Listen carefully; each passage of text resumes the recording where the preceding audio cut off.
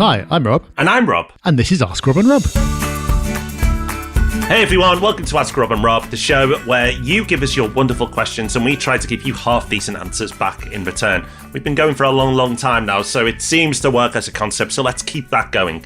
And to keep it going, we need your questions in. We do, and it's really not hard. All you have to do is go to propertyhub.net/ask. When you get there, you can send a written question to our Sunday Times column, or our favourite, you can leave us a voice message for us to answer here on this show.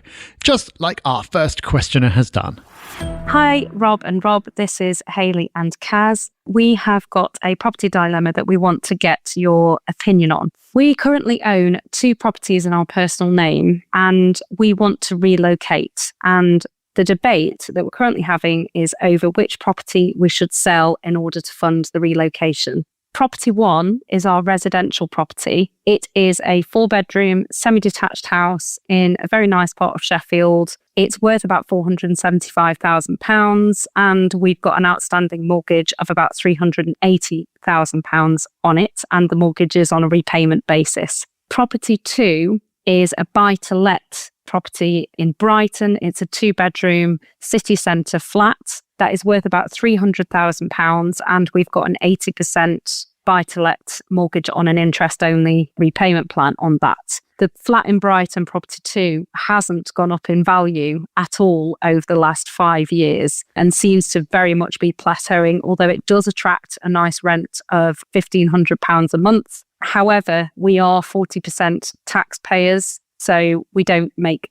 that much money off it at all. The house in Sheffield, we think will go up in value quite a lot, potentially over the next few years. But if we were to keep the house and sell the flat in order to fund our relocation, we would have to pay the higher rate of stamp duty, which would be around £29,000 based on the value of the house we want to move to. And also there would be a deficit between the rent that we could expect for the house and the mortgage repayments we have to make each month, because the mortgage would be on a consent to let. We can't yet flip it to a buy to let. So there'd be a deficit of about £500 that we'd have to pay a month. So the question is, what should we do?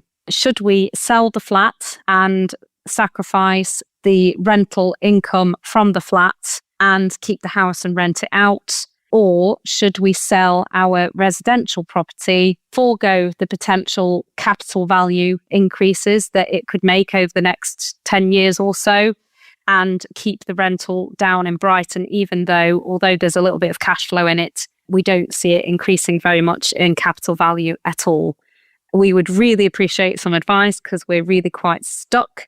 We've currently got both properties on the market, and so we're sort of waiting to see which one will sell first in order to make the decision, but we know that we need to put obviously a bit more long-term thought into it as well. Thanks very much. Love the podcast.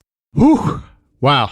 That is a tricky one. That is a real dilemma. I completely see why you are struggling with this one. Because a lot of the time when we get things like this, there is a kind of a clear right answer, but it's hard for the person asking it to see because they're too close to the situation. Or it's a case of, just spreadsheet it out and it'll all become clear. I think this is a bit more tricky because so much of it comes down to future growth, which obviously is uncertain. And what you're wrestling with here really is taking a known and substantial short-term hit in exchange for an unknown future benefit after some amount of time. Because let's take the case of you sell the home you live in Sheffield and you keep your flat in Brighton. Well, then you're paying no capital gains tax on the sale of your home if there is any capital gain because it's your own home. And because you're replacing your main residence, you avoid paying the higher rate of stamp duty, the 5% surcharge, on your next purchase. And on top of that, you're saving yourself from a negative cash flow situation because of the position you outlined with the mortgage that you'd be paying versus the rent on your Sheffield property. But those are all short or shortish term factors, because if you believe that your Sheffield property has the most potential as an investment, then what you're effectively doing is getting rid of the better investment and keeping the poorer one just because of those short-term factors. And that's why my inclination, although I can't tell you what to do because everyone's situation is very complicated, my inclination would be to see if you could make it work to do the other way around. See if you can make it work with keeping that Sheffield property and selling the one in Brighton. And the main reason for that is growth. You expect your Sheffield investment to grow, so would I, purely on the basis of where it is, and probably the type of property it is as well, means that it's more likely to have growth. And as we've said so many times, I will continue to say so many times because it's so important, property investment is ultimately about total return. It's about the capital growth and your income. So if you're looking at this over, say, 10 years, then the growth that you're likely to get in that investment compared to what you'd get with your Brighton property is likely to be significantly higher than the short-term hit that you are taking. Now, there's still the issue that you're probably going to be losing money by holding onto that property. But again, that is relatively short term. There is the potential of refinancing later to improve your cash flow. So really, I would say it comes down to priorities and financial resilience. Can you handle your finances being temporarily weaker as a result of making this decision? Because if you can't, if that's going to put you at risk, then you shouldn't do it. But if you can, then it's a case of, do you want to? Are you willing to make a decision now, knowing that it's likely to be the better one over a period of time, but you don't know? And that's very much a personal decision. The good news, insofar as it is good news, is you can't possibly know what the right decision is. You won't know for years and years until after it's happened. So looking at it that way, it's kind of impossible to get it wrong. So I'd say from your question, you're thinking about exactly the right things. And ultimately, you need to make the decision based not just on the numbers, but what makes you comfortable as well, and what will enable you to feel good, because that is going to be different for everyone. So thank you for your question and good luck making that decision. Wow, loads going on there. Let's see what our next question brings. Hi, Rob and Rob. Another Rob here. I've been listening to your podcast over the last couple of years, and thank you so much for all of the useful information that you provide. I am finally in a position to invest in a property, and I found one that is at auction. However, there is an overage clause included. I've done quite a bit of research on this, and it feels like because of the overage clause, the figures aren't going to add up for me, and I'm unlikely to bid at auction. However, I was wondering, do you have any experience with overage clauses?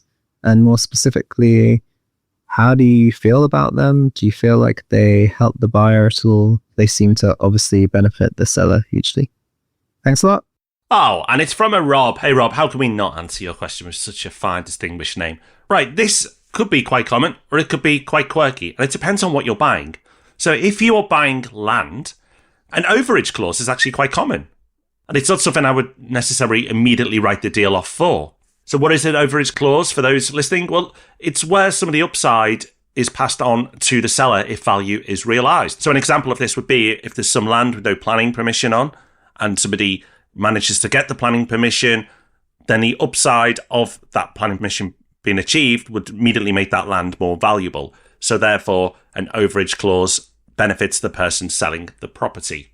Now, why would you do this? Well, often the clause is not so aggressive that you wouldn't do it. You just work it into your numbers and make a decision whether it's going to be worth it or not for you to go to that effort to add value to that property. Now, if you are buying a house, it might be a house with the potential to get planning and dramatically add value. It might be a house with a large plot of land. So therefore, there's opportunity for price increase or value increase by taking out planning.